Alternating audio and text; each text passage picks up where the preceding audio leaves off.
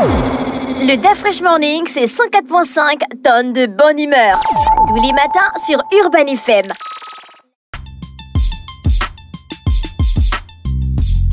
Sur les 104.5 Urban FM, la station urbaine avec Bet 241. Elvis, bonjour. Bonjour DaFresh, bonjour Enerud, bonjour Fallon, bonjour Mosley qui est quelque part dans le studio. Alors chers auditeurs, j'espère que vous allez bien.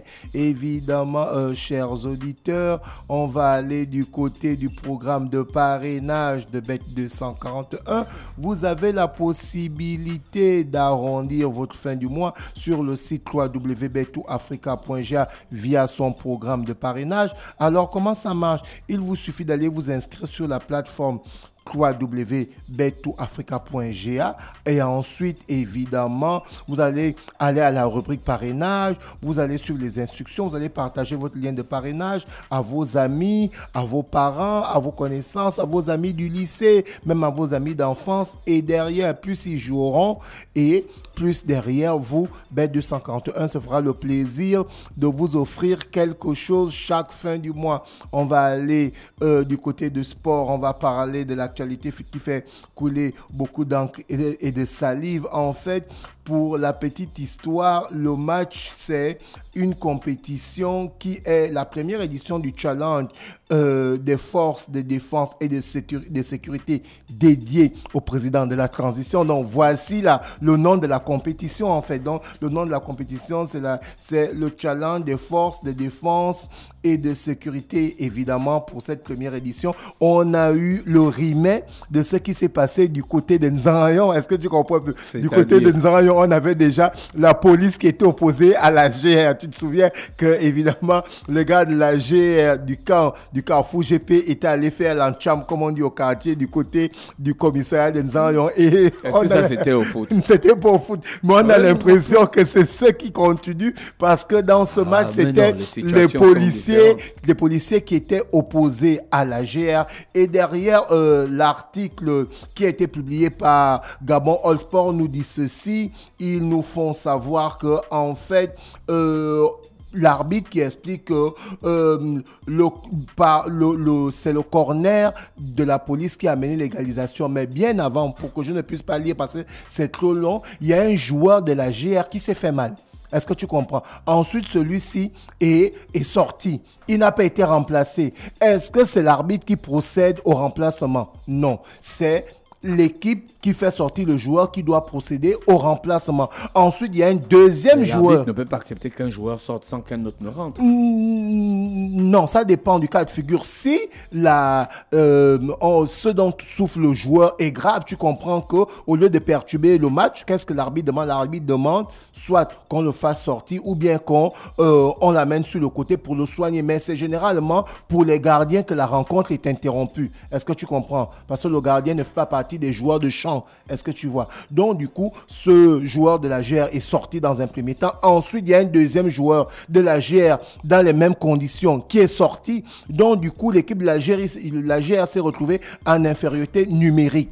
Et c'est suite à l'infériorité numérique là qu'on a vu l'égalisation de l'équipe de police. Après, derrière, ça a entraîné tout ce que ça a entraîné là. Et derrière, par exemple, l'arbitre gabonais qui sont des arbitres FIFA qui revient de la CAN parce que celui qui a arbitré, évidemment, revient de la CAN, Tanguy Mébiam. Il a souligné ceci. Il espère que les moyens nécessaires de sécurité seront désormais mis en place pour que les arbitres viennent arbitrer. Parce qu'avec ce qui s'est passé là, tu comprends que les gars ont eu peur, ils ont eu chaud. Moi, j'ai vu des images. C'est près d'une cinquantaine de gardes de la GA bien formés qui sont allés en découdre avec l'arbitre. Heureusement que ils ne sont pas allés très loin parce qu'ils auraient pu le tuer avec des coups. Tu comprends un peu? Donc pour ce genre d'édition, les équipes militaires doivent savoir que lorsqu'on parle du foot, lorsqu'on parle du sport, c'est pas l'armée.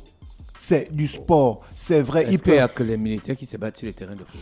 Non, mais pourquoi tu maintenant venir faire genre, tu sensibilises les gens? Non, mais là... Les hooligans qu'on voit dans les grands pays, là, les grands... Mais les hooligans, c'est pas les militaires. Les grandes confrontations, les militaires sont bien formés. du corps à corps. Et toi, tu sais la petite histoire, l'équipe de la GR, lorsqu'on parle des compétitions militaires, en taekwondo, en karaté, c'est généralement eux les champions. Qui étaient là-bas. Je ne sais les pas. Footballeurs. Faut pas confondre ce sont les spectateurs qui sont rentrés sur le terrain. Donc, on espère que cet incident sera rapidement gommé. Et là, d'après le magazine Gabon All Sport, ils nous disent qu'aujourd'hui, il y a une réunion d'urgence par rapport à cet incident-là. Tu comprends que l'incident vient entacher pour la première fois cette édition. Est-ce que tu comprends? Et ce sont des arbitres FIFA parmi les meilleurs arbitres gabonais qui se sont retrouvés dans cette situation-là. Tu comprends que si un arbitre FIFA, il arrive à être contesté et les supporters arrivent à venir au stade pour bastonner le gars, mais tu t'imagines les arbitres de seconde zone qui seront appelés, ils vont dire quoi? Ils vont dire, ah, nous on ne vient pas parce qu'ils auront peur qu'ils se retrouvent agressés. On espère vivement que ce sera gommé. On va rester dans le football cette fois-ci. On va parler du choc de l'ouverture de la Copa América, c'est-à-dire pendant que la Coupe d'Europe se passe, d'Afrique, il y a aussi la Copa América qui a bel et bien commencé. Alors, le match d'ouverture, on avait l'Argentine de Lionel Messi face au Canada de, évidemment, Jonathan David. Donc, ce sont ces deux équipes dans le groupe A qui ont démarré cette ouverture de la Copa América. Le match s'est joué aujourd'hui à 2h. Et bien, c'est l'Argentine qui a remporté ce match 2-0 grâce à un but de Alvarez à la 49e minute et Martinez à la 80e. Léo Messi n'a pas joué. Lionel Messi a aussi. Il a joué. C'est le capitaine. C'était lui le meilleur joueur du match. Non. C'était lui le meilleur joueur du match. Non, là, je cite les buteurs. Est-ce que tu comprends? Donc, les buteurs sont Alvarez et Martinez. Et c'est Martinez qui a terminé homme du match. Donc, l'Argentine s'impose 2-0. Et pour les matchs de cette Copa América, on a aujourd'hui à partir de demain dans la nuit d'aujourd'hui à demain, parce qu'il y a un décalage horaire, on a le Pérou qui sera opposé au Chili à partir de 1h00. Ensuite, l'Équateur va recevoir le Venezuela. Le Mexique va recevoir la Jamaïque. Et le dimanche à 23h, les États-Unis seront opposés à la Bolivie. On va aller du côté de la Coupe d'Europe. Hier, je vous faisais le pronostic des matchs qui se sont joués hier. Et pour cette deuxième journée de la Coupe d'Europe, évidemment, on avait la Slovénie qui était opposée à la Serbie. Et bien, ces deux équipes se sont neutralisées, un but partout, donc match nul. Ensuite, on avait le Danemark qui était opposé à l'Angleterre. Les deux équipes aussi ont fait match nul, un but partout. Et on avait la Hora qui était opposée à la Quadra d'Azur. Donc, il faut souligner que la Hora, c'est l'équipe nationale d'Espagne de football et la Quadra d'Azur, c'est l'équipe italienne de football, évidemment. Et durant ce match, c'est la Hora qui s'est imposée 1-0 et la Hora, évidemment, cette équipe espagnole est qualifiée pour les huitièmes de finale. L'homme du match, c'est Nico Williams qui a été l'homme du match pour parler de cette rencontre, ce derby des pays de l'Europe du centre, à savoir l'Espagne qui était opposée à l'Italie. Toujours dans le football pour la deuxième journée, les matchs d'aujourd'hui, on aura la Slovaquie qui sera opposée à l'Ukraine à partir de 14h. À partir de 17h, la Pologne sera opposée à la Turquie. Et on aura le choc encore. Parce que d'un côté, du côté du Pays-Bas, on a Memphis Depay qui a joué à Lyon, qui connaît le championnat français, qui connaît le football français. Et de l'autre côté, on a l'équipe de France qui veut absolument remporter ce match pour évidemment être qualifié pour les huitièmes de finale. Mbappé va jouer. Mbappé, évidemment, il a été annoncé qu'il va jouer puisqu'il s'est fracturé le nez. Il va porter le même casque Osimhen. Il y a des photos qui ont été publiées sur le net où tu vois, le casque Osimhen a toujours c'est noir, mais sauf que pour Mbappé, les photos qui ont été publiées, c'est en bleu, blanc, rouge, pour dire honneur à la patrie, en fait.